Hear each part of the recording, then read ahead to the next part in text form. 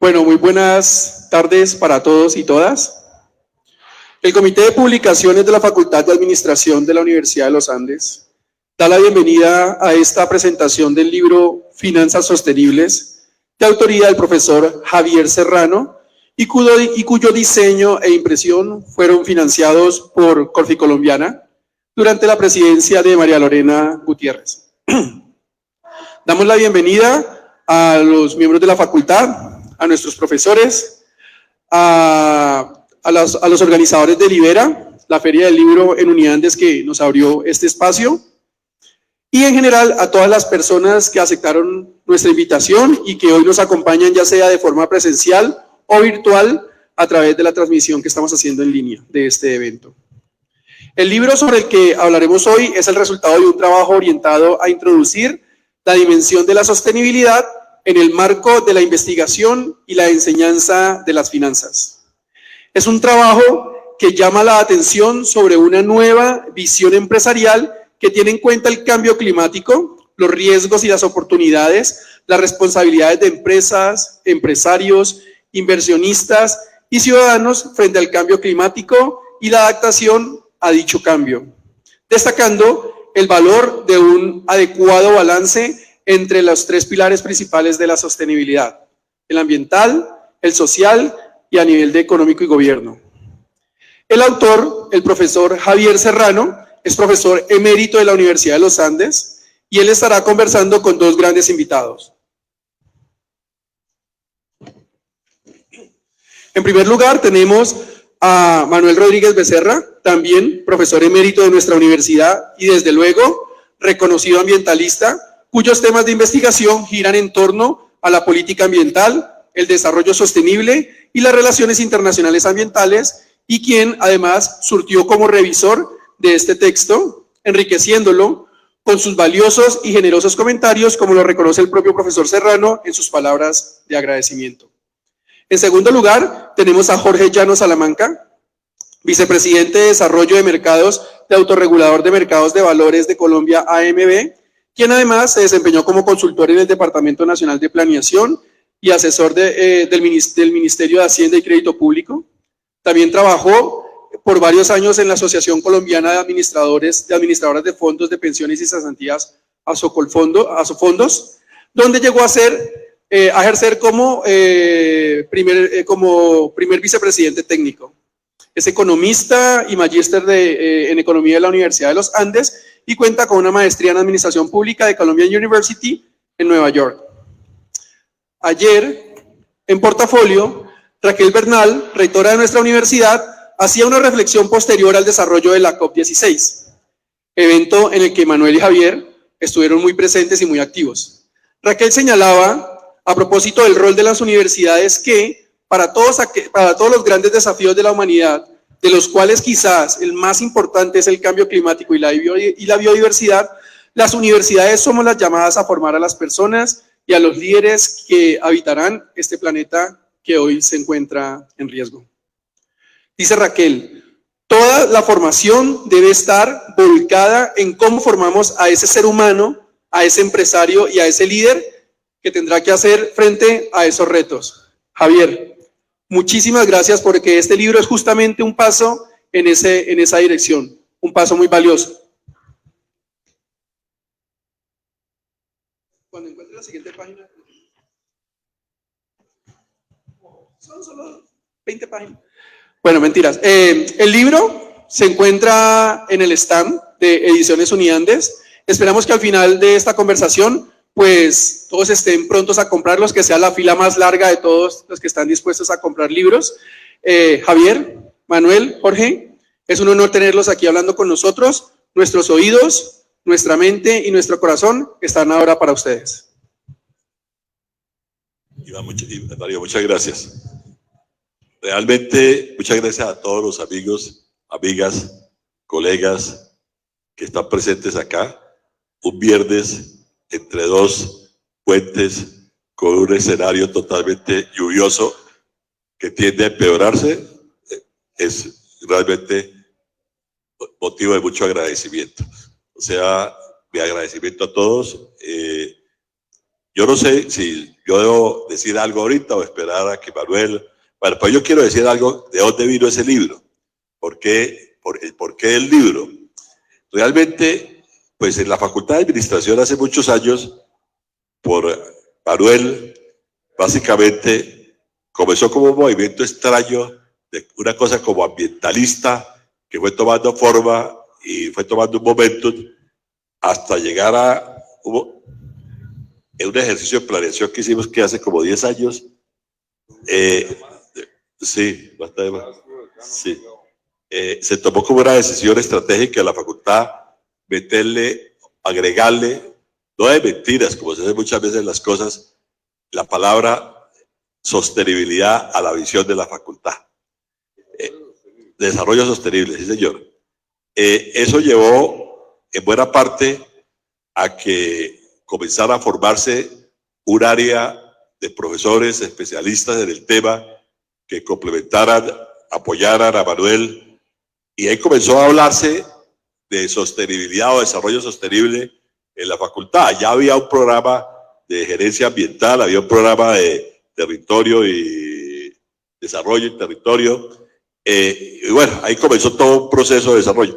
¿Qué pasaba? Realmente el área de finanzas muy ausente de todos estos temas de sostenibilidad, lo mirábamos con cierto escepticismo, más que todo de cierta ignorancia, y algún momento alguien me preguntó qué era eso de los bonos verdes sociales que estaban apareciendo hace como unos 10 años, fueron como las primeras emisiones, y yo dije, bueno, toca mirar a ver qué es eso.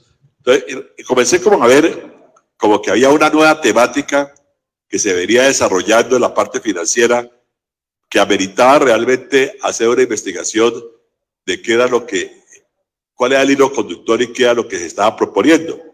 Y en ese momento, pues, la única fuente de información que tenía uno básicamente eran los multilaterales en la parte financiera. Entonces, un poco construyendo sobre lo que iban publicando los multilaterales y el IGMA, pues fue como apareciendo la necesidad de crear un curso. Porque aquí los cursos que se dictaron, y no quiero cuestionar a nadie, previamente, era un curso más de finanzas a la cual le agregaban 3 o 4 palabritas muy bonitas de sostenibilidad, pero realmente ahí no había nada nuevo, ahí no había nada realmente de aporte. Entonces decidimos dictar un curso, lanzando a la aventura, dictar un curso de pregrado. Primer semestre, fracaso. No hubo números suficientes. Segundo semestre, fracaso. No había como interés. Finalmente, en un tercer semestre, aparecieron 6 estudiantes. Entonces, con Carlos y Valeria, Carlos Pombo, nuestro director de área, decidimos que si yo lo quería dictar, pues lo manteníamos. Eso no es usual en la facultad. Entonces dije sí. Y realmente tuve 6 estudiantes. Yo no diría que fueran los que más trabajaban, pero sí eran muy inteligentes y hacían preguntas muy buenas. Entonces me obligaron a ir como creando un material, y sobre ese material yo fui creando como unas notas que yo las entregaba siempre antes de clase a los estudiantes, porque realmente mandarlos a que se defendieran en todo lo que estaba en publicaciones, como decía, de los multilaterales y otros que ya habían aparecido, pues no era fácil. Era como perderlos, y de pronto ahí sí me quedaba con la mitad del curso.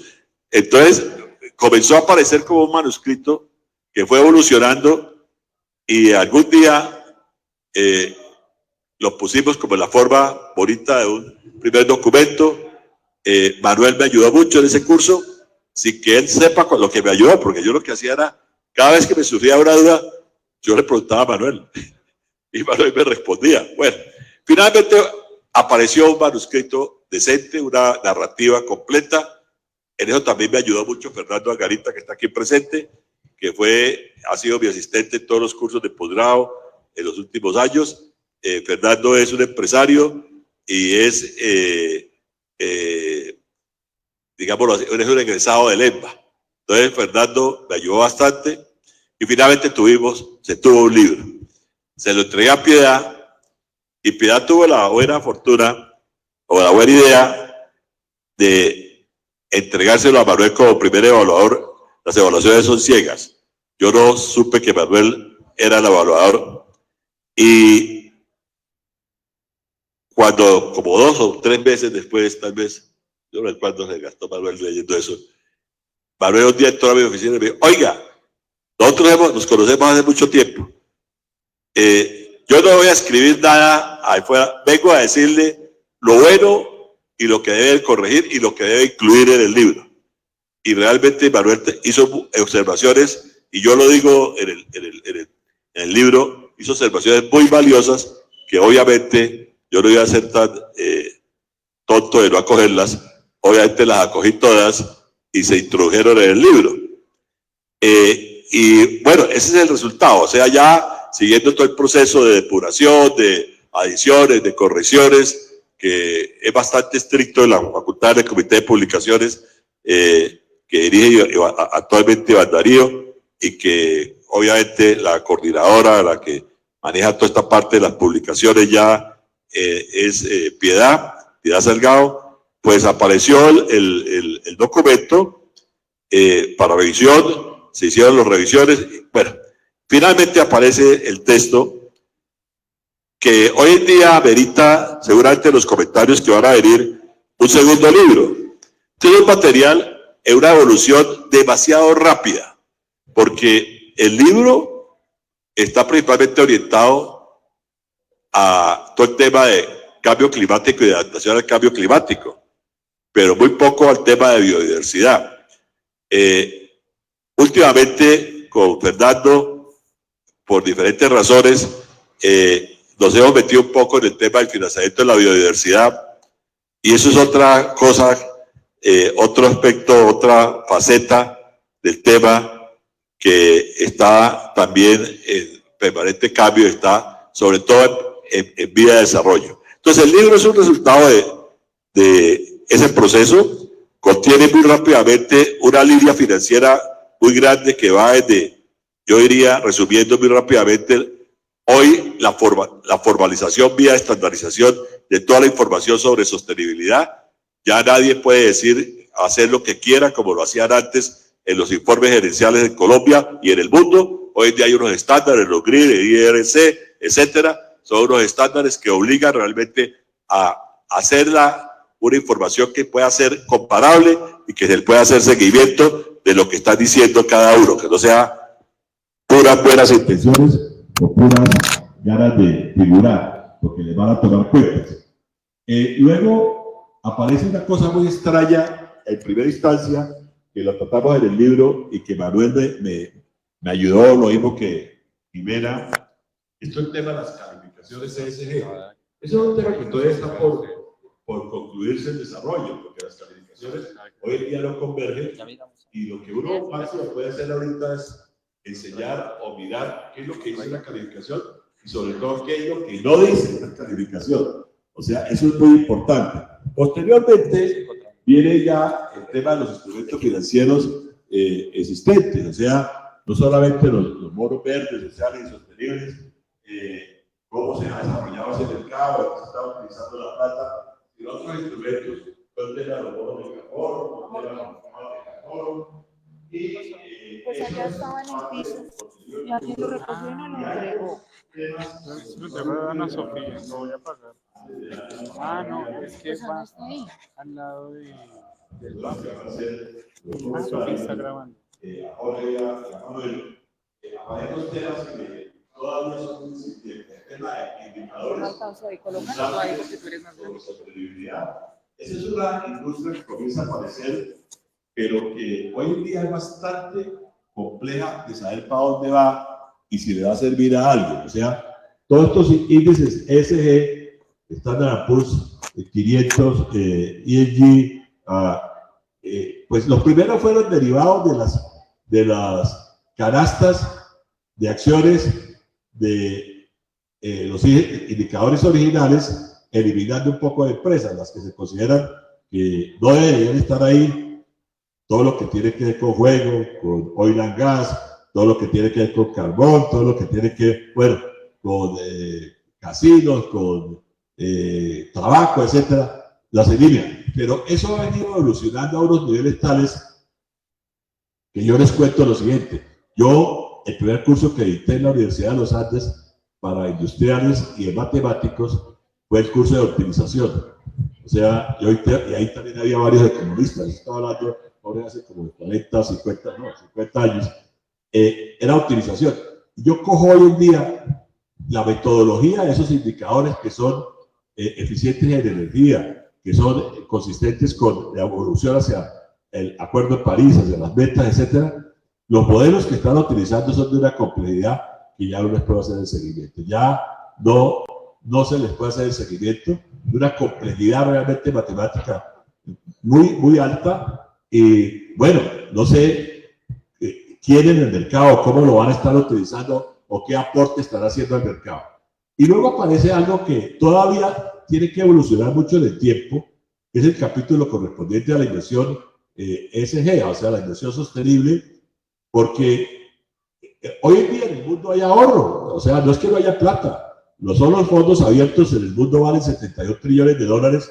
En los Estados Unidos, los fondos abiertos, los mutual funds y los ETF suman casi 40 trillones de dólares, pero lo que está invertido, de acuerdo con el último reporte de ICE que los organiza, los agrupa en los Estados Unidos, de esos aproximadamente, de esa cantidad tan grande que está hablando en trillones de dólares, realmente lo que está invertido en fondos ESG, en mutual fund, ESG o en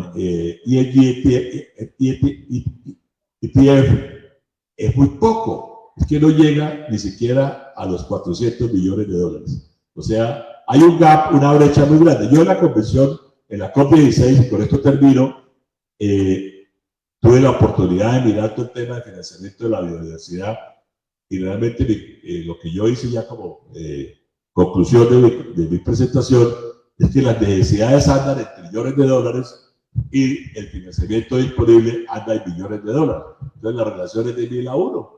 Entonces, ese es el gap, la brecha tan grande que tenemos en este momento y es el desafío tan grande hacia el futuro para poder realmente, como dijo alguien, de pronto evitar la tragedia que está por venir. Pero tenemos un gap, una brecha muy grande. Entonces, con esto quiero darle, no sé, Manuel.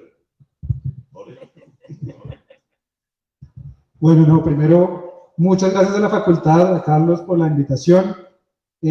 Para mí realmente es un placer primero volver a mi alma mater. Y segundo, es un placer poder comentar este libro, porque este libro tiene una particularidad y es que llegó a mi vida unos, no sé, 9 años tarde. ¿Por qué? Porque yo me acuerdo, yo estaba vicepresidente en Asofondos, y me acuerdo la primera vez que tuve una reunión con gente, en ese momento de PRI, y me empezaron a hablar de toda esta vaina.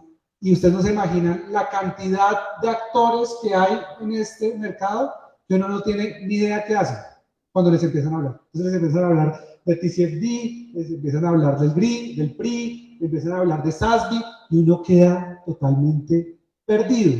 Y pues ellos asumen que uno sabía.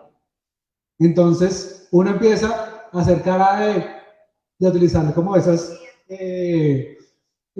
poker face y esa habilidad de improvisación para decir, por supuesto, claro, por supuesto, y después voy a ir buscando al lado qué carajos están hablando. Pero ya después de todos esos años tuvimos la oportunidad de desarrollar toda la estrategia de en los fondos de pensiones, después pasar al autorregulador y empezar toda la estrategia de sostenibilidad en el autorregulador.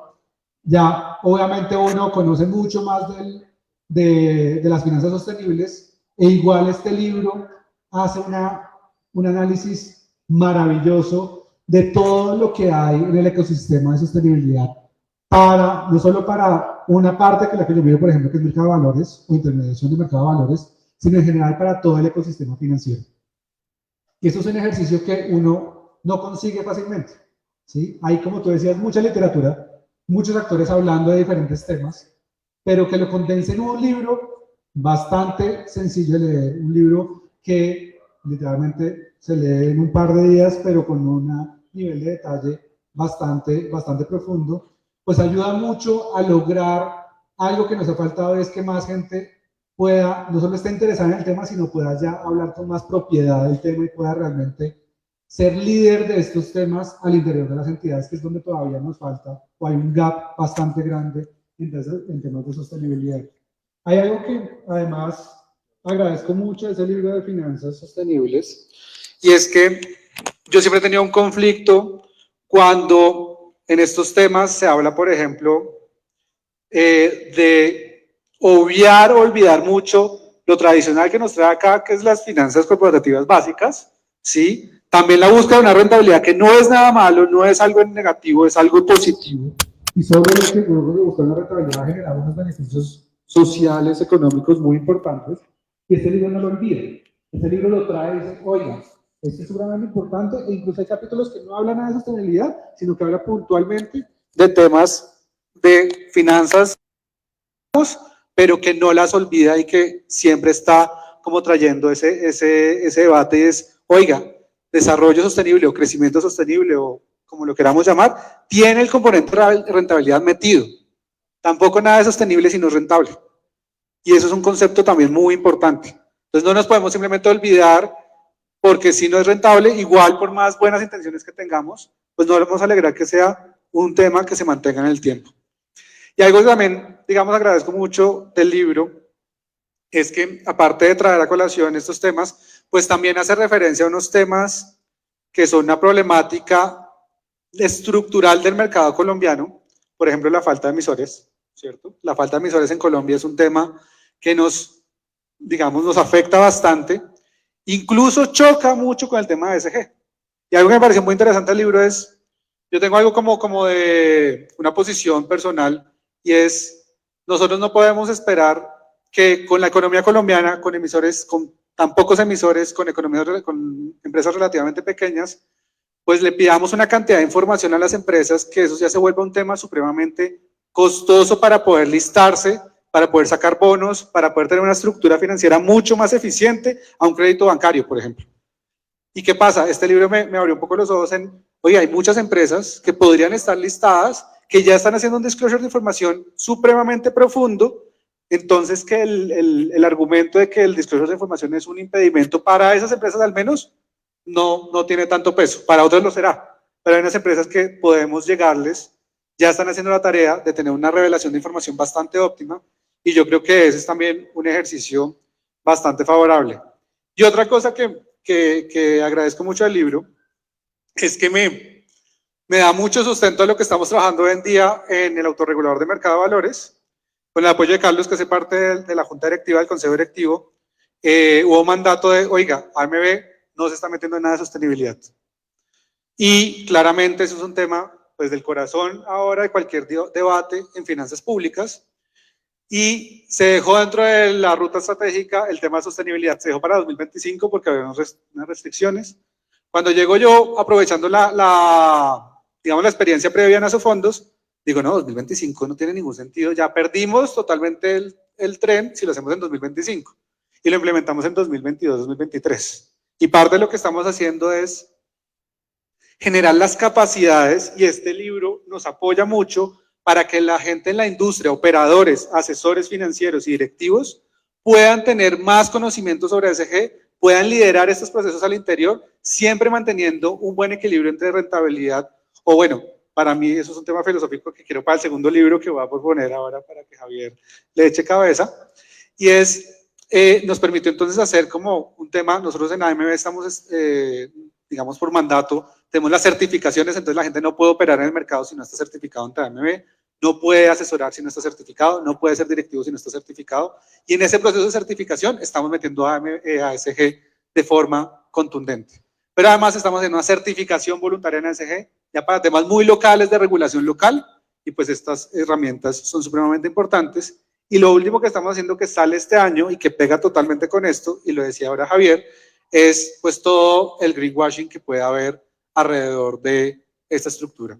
Y yo creo que nosotros solamente estamos en la parte última que decía Javier, entonces en los fondos temáticos, entonces no sé, el fondo de inversión colectiva ASG, el fondo de inversión colectiva de sostenibilidad, bueno, pero ¿qué hay detrás de eso? ¿Por qué usted me está vendiendo eso como sostenible? ¿Qué análisis está haciendo adicionales? realmente está haciendo un análisis hasta el emisor, realmente está haciendo un análisis simplemente de coger un ETF ESG, simplemente qué es lo que está haciendo, qué es lo que está prometiendo, qué es lo que los asesores también le están diciendo a los clientes para tener un análisis ASG. Entonces es un tema que complementa muy bien con este tipo de literatura y con este ejercicio, y pues precisamente lo que queremos es poder tener un sistema pues mucho más íntegro y donde realmente los que digan que están invirtiendo en ASG sí están llegando a ese tipo de inversiones. ¿Qué temas yo dejaría para el segundo libro? Incluso más que biodiversidad, para serte franco. Y es, a mí el debate filosófico de esto me encanta. Y el debate filosófico de esto es, por ejemplo, ¿cuál es la diferencia en el análisis ASG que se tiene que hacer de acuerdo al instrumento financiero? No es el mismo análisis que uno tiene que hacer con un emisor de acciones, a un emisor de bonos, o un bono de 4 años a un bono de 15. No es lo mismo los análisis, o no es lo mismo yo simplemente esperar un retorno más alto porque invertí en ASG. No es lo mismo meterlo en todas las inversiones como un análisis de riesgo adicional que puede caer en cualquier tipo de inversión. Y ese tema filosófico ha pegado muy duro en la industria, porque cuando uno desde el lado financiero le llegan, no, es que usted debería estar dispuesto a sacrificar rentabilidad por temas de ASG, pues los de la junta directiva, los del comité de inversiones, van a mirar para otro lado y le van a decir muchas gracias, hasta luego. Si usted se lo vende como, oiga, es que esto es un riesgo que es claramente material, que ya se ha evidenciado en varios escenarios, y es un riesgo adicional, y es un riesgo financiero, netamente financiero, no es un riesgo por altruismo, no es un riesgo para el mundo en general, sino es un riesgo natural. Si me cambia la regulación hoy, yo tengo un riesgo natural, ¿sí? Y de pronto ese tema de riesgo, en el libro se hace mucho énfasis en que hay un tema de demanda que está como cambiando la posición, porque la demanda por activos ASG es muy fuerte. Eso no lo hemos visto todavía, y lo que hemos más visto es que son los riesgos regulatorios, de transición, son esos riesgos los que están pesando más. Riesgos reputacionales por temas sociales, por ejemplo, está muy fuerte. Entonces, eso es muy, muy importante, digamos, para ese análisis filosófico. Y el otro análisis filosófico de eficiencia, y con esto cierro, que uno propone o que se puede analizar en el mediano plazo es, uno siempre habla de ASG y se concentra mucho en el ambiental. Eso siempre pasa en todos los debates. Pero si ustedes miran y si uno hace un análisis, que ojalá alguien lo haga, yo no lo está aterrizado, no he tenido el tiempo para aterrizarlo, pero creo que la hipótesis tiene mucho sustento, es si uno realmente en el componente de gobierno corporativo lo tiene fuerte, casi que por propio movimiento de las mismas empresas, los otros dos van a estar muy fuertes. Y nos hemos olvidado demasiado en Colombia del gobierno corporativo. No quiero hablar de emisores puntuales, pero todos sabemos de quién me puedo estar refiriendo en este momento, donde se han vendido toda la idea ambiental, pero a costa del gobierno corporativo, y no van a llegar ni a una ni a la otra. Entonces, yo creo que ese tema filosófico también es muy importante, y de nuevo, este va a ser un instrumento para la industria, para mi cargo en particular en AMB, va a ser un insumo esencial, y para mí fue también un gran libro. Llegó un poco tarde, pero lo atiendo y ha sido maravilloso, y yo creo que la segunda versión, con temas filosóficos y con temas de biodiversidad, va a ser aún mejor. Felicitaciones. Bueno, muchas gracias, Jorge. Realmente muchas gracias por sus comentarios, realmente excelentes. Yo quiero, antes de darle la palabra a Manuel, comentar dos cosas que yo dije en la COP ahorita, en el foro de Deloitte Corricolombiana. Yo dije, mire, si las empresas no se meten en el tema de la modificación de su estructura operativa, la regulación las va a quebrar. La regulación las va a quebrar. ¿Por qué? ¿Por qué las va a quebrar? Porque cada día va a ser más estricta, y el día que aparezca en Colombia toda la reglamentación sobre cupos transables, realmente no van a tener el tiempo suficiente para hacer el cambio. Y eso se viene, tal como ocurrió en Europa. También todos los requerimientos que están haciendo en la Comunidad Económica Europea y ya en otros países para las importaciones que provienen de otra parte, para evitar la fuga de carbono. Entonces, si no se meten en este tema, si lo ven como un tema que puede pasar, además hay una transformación digital, hay una transformación tecnológica espectacular en este momento. Todo lo que está pasando, por ejemplo, con los aceros limpios, todo lo que está pasando con el amoníaco limpio, todo lo que está pasando, bueno, muchos temas que realmente comienzan a coger un momento muy grande si usted no se mete y no hace el cambio tecnológico en el momento adecuado, se va a enredar con la competencia y se va a enredar con la regulación. Lo otro que yo tengo miedo, y eso sí me da miedo, es los pecados del pasado, cómo se perdonan. Yo trabajo mucho en valoración de empresas y he escrito sobre valoración, y hoy en día cuando he hecho alguna valoración, el principal problema que uno tiene son las contingencias ambientales. O sea, cuando uno llega al tema de contingencias ambientales, uno se da cuenta que muchas empresas pueden no valer nada. Pueden no valer nada si el nuevo marco regulatorio realmente alguien reclama las contingencias. Como yo le digo a mis estudiantes, uno no sabe, uno, si lo van a demandar. Dos, ¿por qué lo van a demandar? El monto por el cual lo van a demandar y dónde lo van a demandar. Porque esto es legislación internacional, no lo van a demandar en el Tribunal de Cundinamarca, de pronto lo demandan en el Tribunal de Dinamarca, que es mucho más sensible a todos estos temas. Entonces, eso está haciendo realmente muy complicado todo el tema de determinar el valor de un negocio cuando uno enfrenta las contingencias. Quería hacer esos comentarios porque yo creo que hoy en día este es un tema que nos preocupa mucho. Manuel, muchas gracias. Bien, gracias, Javier. Bien, cuando yo hice una lectura muy cuidadosa del primer borrador de Javier, ahora no lo hice sobre la nada, lo hice reclamando para mí el primer curso que dicté en la universidad, que fue análisis de decisiones de inversión. ¿No? Que fue profesor como 3 años, heredando un curso de Ulpiano Ayala, que utilizaba los modelos más sofisticados del mundo en su momento para tratar de mirar todo el tema del análisis social de los proyectos, ¿no? Y también partía de otras 2 experiencias. Uno, he sido ya como 16 años miembro de la Junta Directiva Finandina, que es un banco mediano, y en ese banco mediano yo presido el Comité de Gobernabilidad, como miembro de la Junta Directiva del Comité de Gobierno y Desarrollo Sostenible, así se llama. Y ese banco pues ha adquirido es una empresa B, que es digamos como la joya de la corona de la sostenibilidad empresarial. Es también empresa BIC, eso está ¿qué son las empresas B? ¿Qué son las empresas BIC? Eso lo describe muy bien en el libro. Además en Colombia las empresas BIC, que es una certificación internacional, están reglamentadas por la Superintendencia Financiera, ¿no? De sociedades. Y esa misma organización tiene otras certificaciones, es de huella de carbono, de no sé qué, tiene como 12 certificaciones. Que eso le indica a uno también la proliferación de certificaciones, porque yo les digo a la empresa, bueno, sería suficiente tener la B y la BIC, que ambas las tienen. Pero no es suficiente porque como hay tanto greenwashing, entonces estas empresas tienen que irse con las certificadoras más duras, etcétera, etcétera.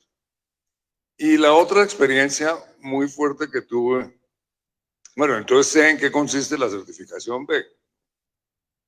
Obviamente es muy rigurosa, hay unos estándares muy claros, hay una certificadora de tercera parte, no es lo que la empresa quiera decir, sino verifican muchos de los datos de la empresa. Y la otra gran experiencia en el sector financiero que aprendí mucho fue haber pertenecido durante 12 años al comité asesor del Ombudsman de la Corporación Financiera Internacional. Es el Ombudsman social y ambiental. Es una oficina muy poderosa porque reporta directamente al presidente del grupo del Banco Mundial en calidad de vicepresidente, y su presupuesto viene del grupo y no de la IFC. Entonces tiene una independencia total frente al gerente de la IFC, y entre otras cosas ha creado todo tipo de tensiones, peleas, etcétera, etcétera. Y en eso aprendí los obstáculos que tiene el IFC en cumplir con sus propias salvaguardias. que son las más estrictas salvaguardias ambientales y sociales de la banca en el mundo, y que han servido de ejemplo para otras bancas multilaterales, Italia, etcétera.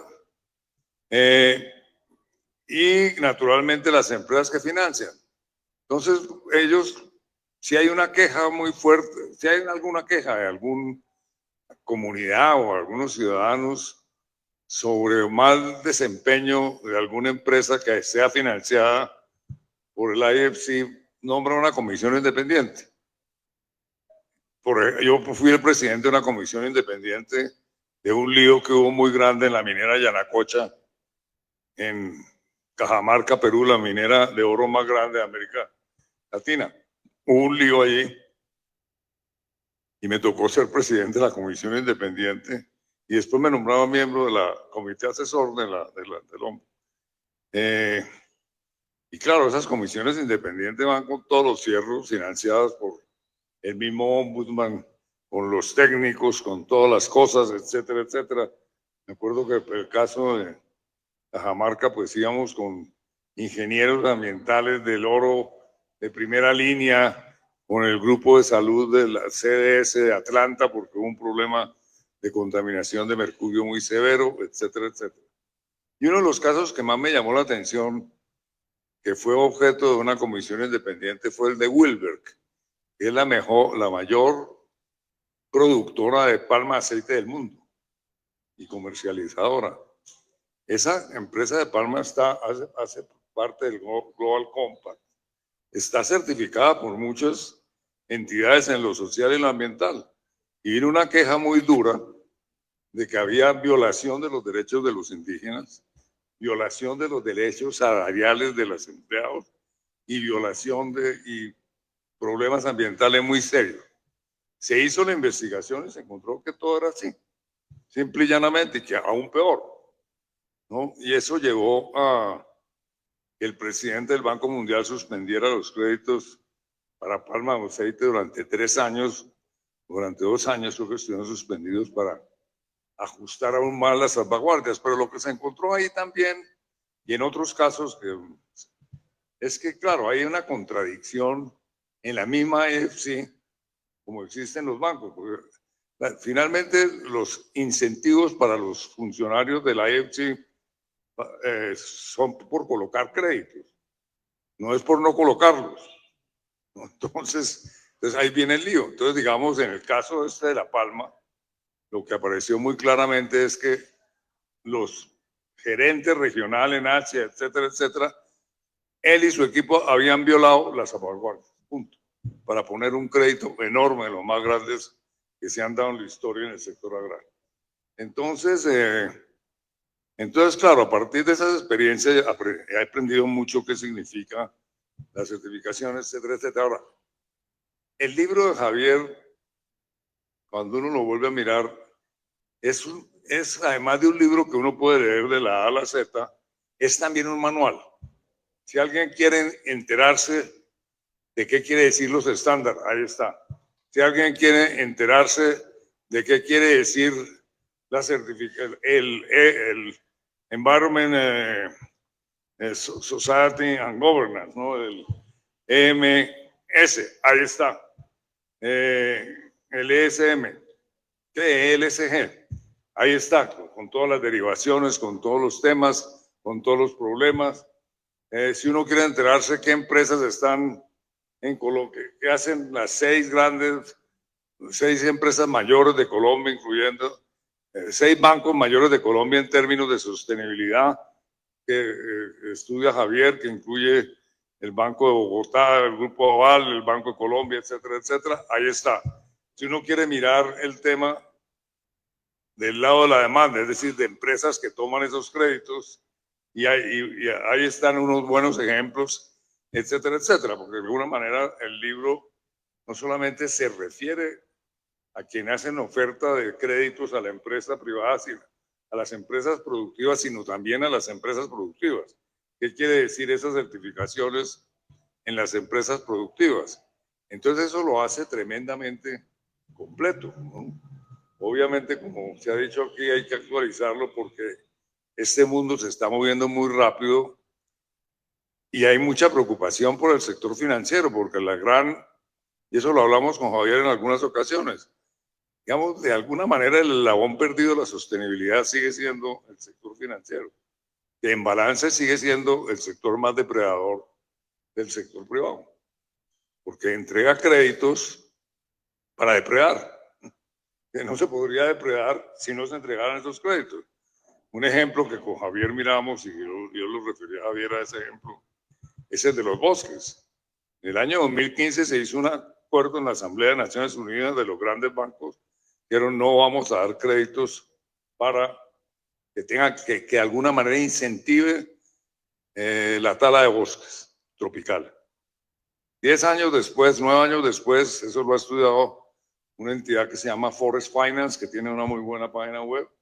Entonces muestra cómo en el caso de los bosques tropicales ha habido cerca de 200.000 millones de dólares de créditos a empresas de palma de aceite, a empresas productoras de soya, a empresas ganaderas para que se establezcan en la selva.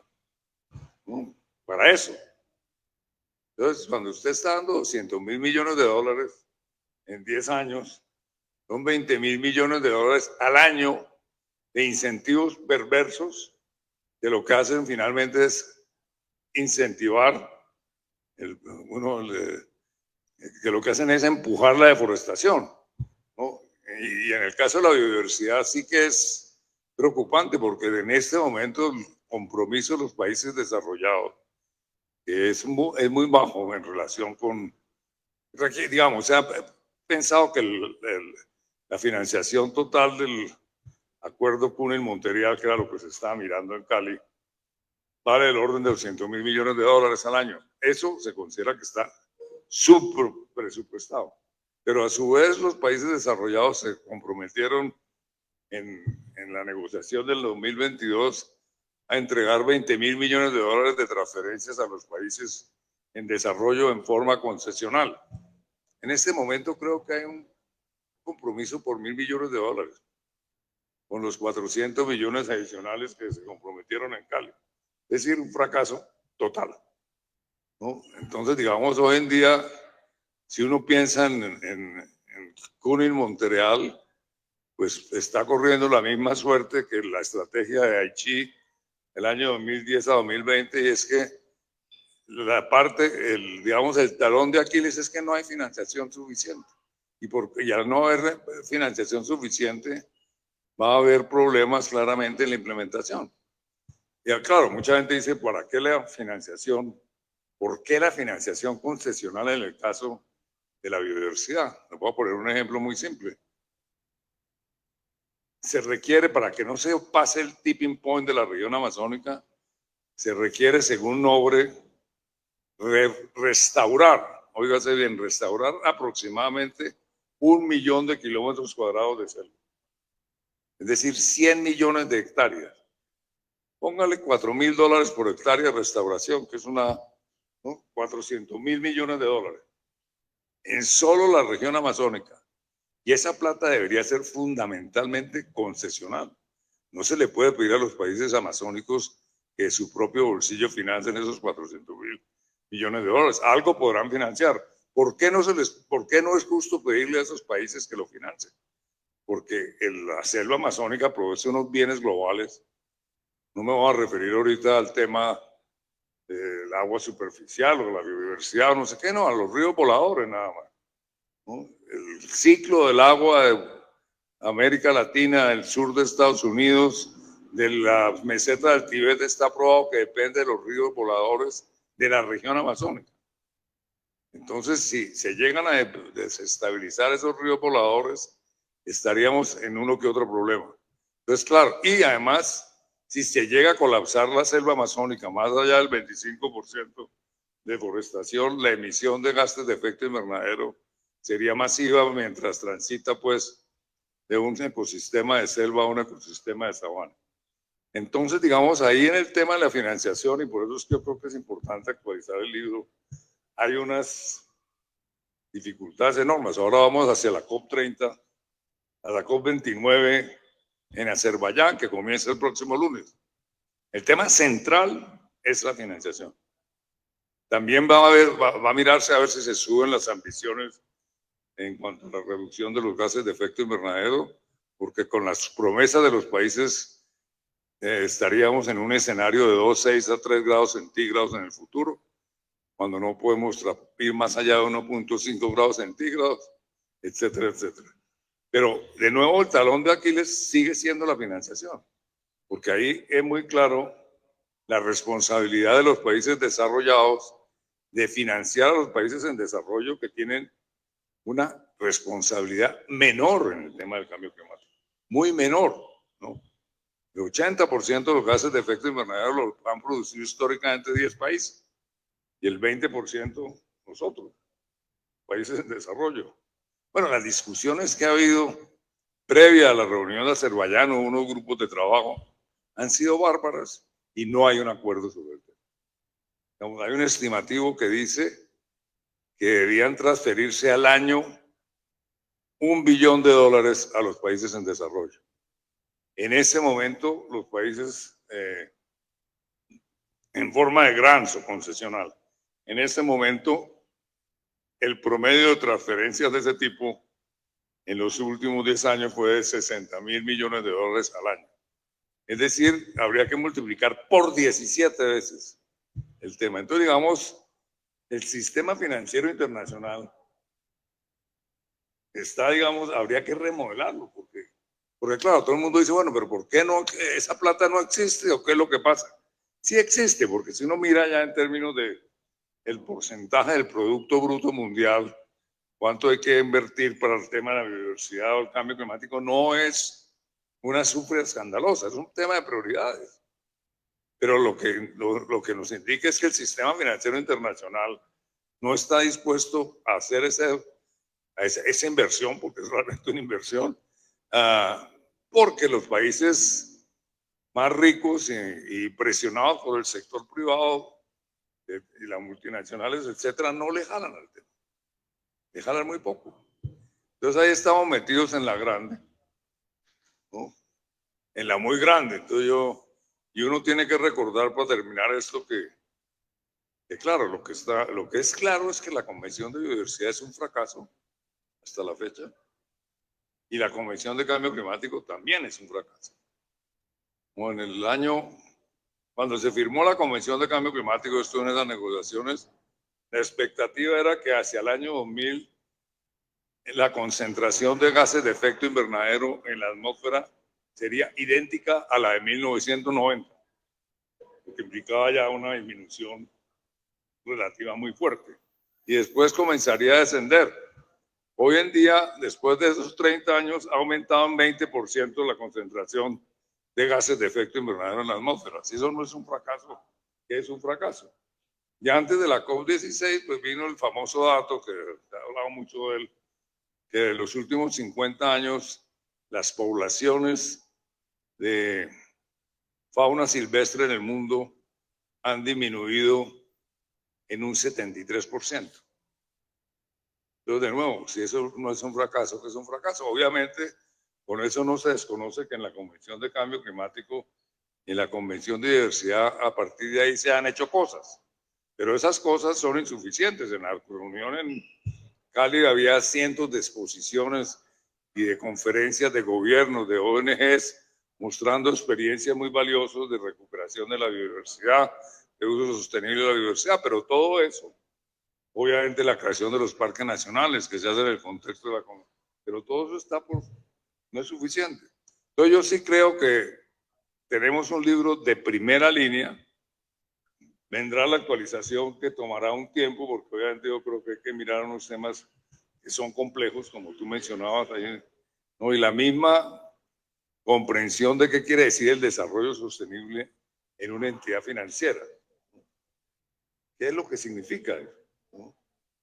Porque es que para que una entidad financiera sea 100% sostenible, hay un tema muy complejo, que Javier lo anota, y es que obviamente entonces la empresa, el banco captura unos recursos para la finanza sostenible. Se excluyen unos sectores de donde puede capturarlos, ¿no? Como puede ser cuestiones que hacen daño al medio ambiente o el juego, lo que sea, las actividades ilícitas. Entonces se captura eso, existen los bonos verdes, no sé qué, no sé cuándo, pero el problema es cómo logra un banco chequear que la empresa está haciendo un uso correcto de esos recursos, es decir, un uso claramente dirigido a ESG, por lo menos a E y a S, ¿no?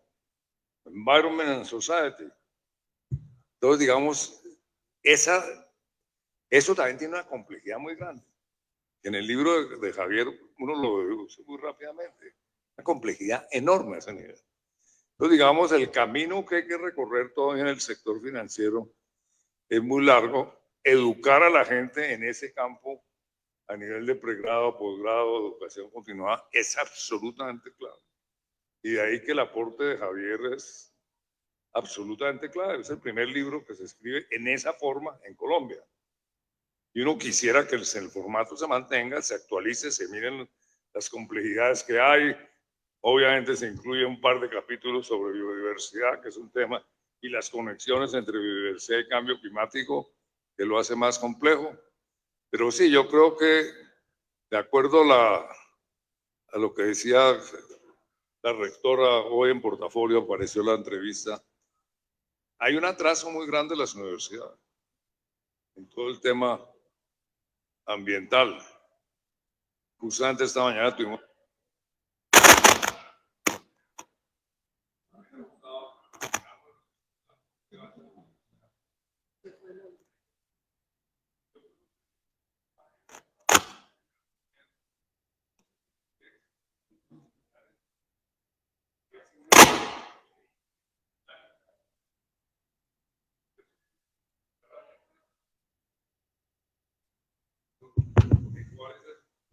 los estudiantes tengan una comprensión de cuál es el papel que ellos como ciudadanos o como miembros de una empresa pueden contribuir.